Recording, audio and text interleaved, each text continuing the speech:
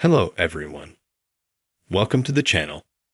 Now in this video clip, we'll show and tell how to delete drafts TikTok. Please subscribe to the channel. Watch this video to the end. Put likes. Let's get started. To do this, we need to go to TikTok. Then we open our profile with you. Now we have our videos here. We have drafts here. I click here.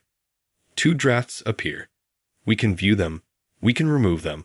We can watch them. We can add music. But in order to delete them with you, we have to click on Select in the upper right corner and select 1 or 2 drafts, and then at the bottom press Delete. And then press Delete here and delete our draft.